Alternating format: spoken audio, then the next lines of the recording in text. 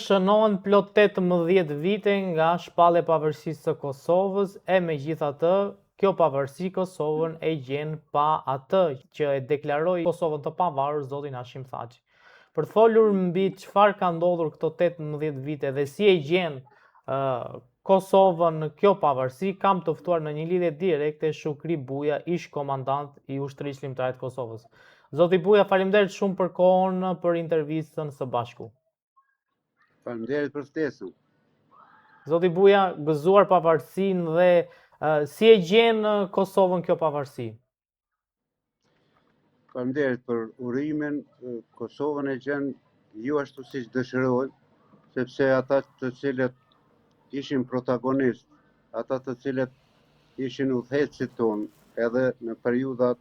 më të vështira, ata të cilët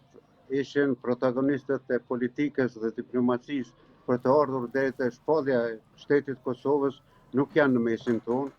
dhe kjo nuk është e lehtë, po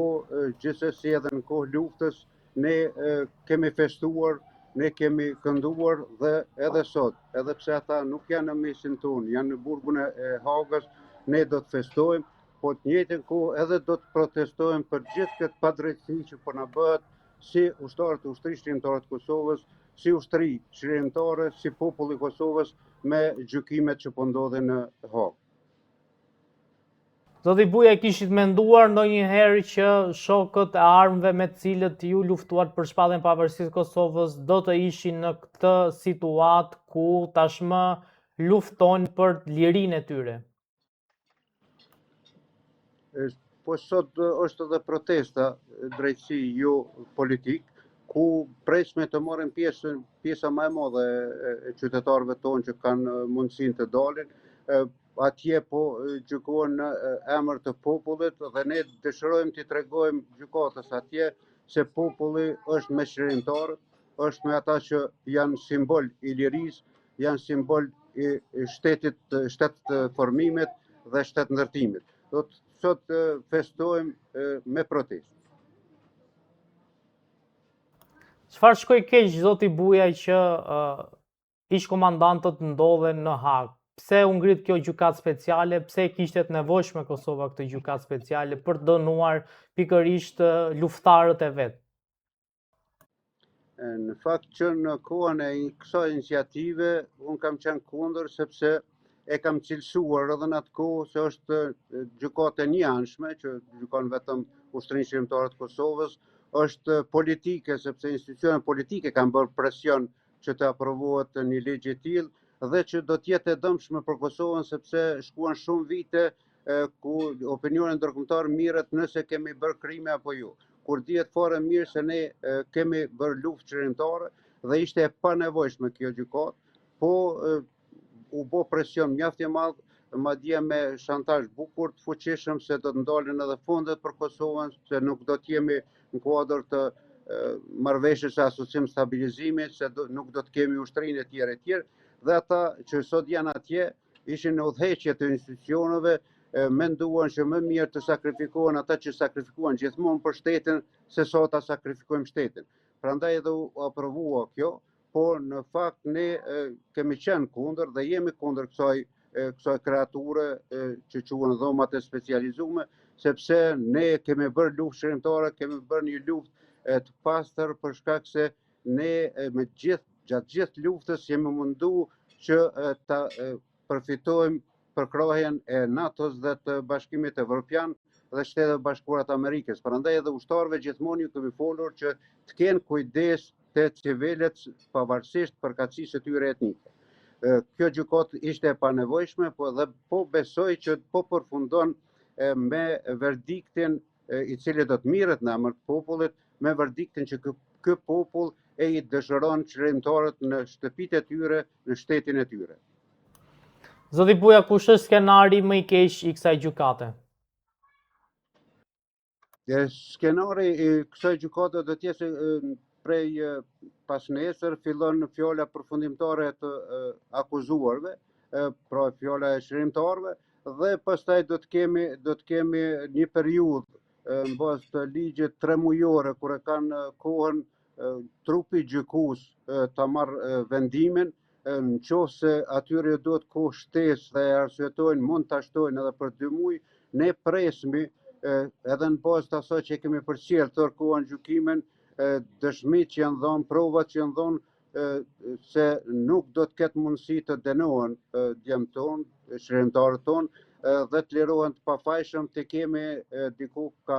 fillimi i qershorit, në muajin qershor të kemi në Kosovë dhe të rrugtojmë bashkë në shtetëndërtimin e Kosovës.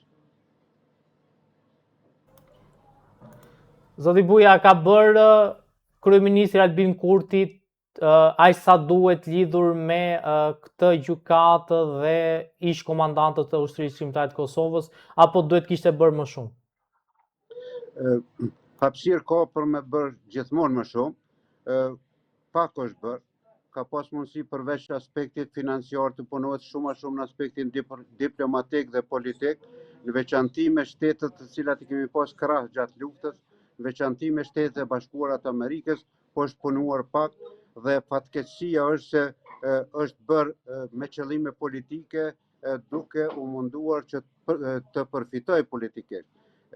Parlamenti i Kosovës dikur në vitin 2015 e ka aprovu këtë ligj, ka pas mundësi që të amandamentohet ky ligj i cili nuk është i mirë, ka pas mundësi që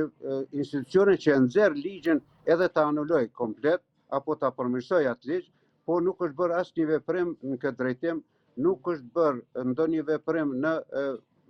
për vlerat e luftës, madje shumica prej komandantëve të zonave, atyre që udhëhoqen luftën, as nuk ftohen, siç nuk kemi ftuar as sot në Parlamentin e Kosovës, ku mbohet akademi solemne me rastin e 18 vjetorit pavarësisë. Thotë shumë çka po mundohen ta relativizojnë, ta qesin në margjina një luftë e cila nuk mund të marginalizohet sepse është themeli i shtetit. Pra nuk është bërë as sa duhet dhe nuk po bëhet as sa duhet për luftën çlirimtare dhe për çlirimtarët që i kemi atje. Ne pam ditën e djeshme një vizitë të zotit Rama në Kosovë. Besoni që qasja e zotit Rama ndaj kësaj gjykate ishte e duhur dhe a do ishte punuar më shumë me Albin Kurtin që të kishin një po themi qasje unisone ndaj kësaj gjykate? Zoti Rama, kryeministri i Shqipërisë, ka bërë më shumë se sa këta në Kosovë, edhe pse edhe ai jo mjaftueshëm, sepse nuk është punë deklarimi publik, po puna e cila duhet zhvillohet me shtetet të cilat i kemi përkrahas, me shtetet që na ndihmuan dhe me shtetet të cilat punuan bashkë me ne për ta shpallur shtetin e Kosovës dhe për lirinë e Kosovës. Prandaj zoti Rama, parlamentarët e Shqipërisë mund të bëjnë më shumë, në veçanti në kontaktet të vazhdueshme të cilat duhet të kenë me shtetet të cilat e kanë aprovuar raportin e Dikmartit dhe të realizohet ajo që ka pretenduar zoti Rama, që raporti i Dikmartit të sillet prapë në Parlamentin Evropian dhe të hiqet apo të anulohet, sepse është një raport i qëllimshëm me insistimin e Serbisë dhe Turqisë. Kjo është dashur të kryhet, që nuk është kryer, është marrë vetëm si iniciativë. Tani është vonë, po më mirë është vonë se kurrë, sepse jemi në përfundim të këtij procesi, po besoj se edhe rezoluta e Parlamentit të Shqipërisë, edhe rezoluta e Parlamentit të Kosovës, të cilat dallojnë si rezoluta, është shumë më mirë dhe më konkrete rezoluta e Parlamentit të Shqipërisë se sa kjo e Kosovës, të punojnë në drejtim të realizimit të kësaj rezolute si Parlamenti i Kosovës, si Shqipërisë, në mënyrë që ata djem atje të kenë mbështetjen e fuqishme dhe të shteteve evropiane dhe në veçanti të shteteve bashkuara të Amerikës. Zoti Buja, faleminderit shumë për intervistën dhe urojmë që pavarësinë tjetër ish komandantët e ushtrisë shqiptare të Kosovës ta festojnë në shtëpi. Faleminderit shumë. Faleminderit për ju.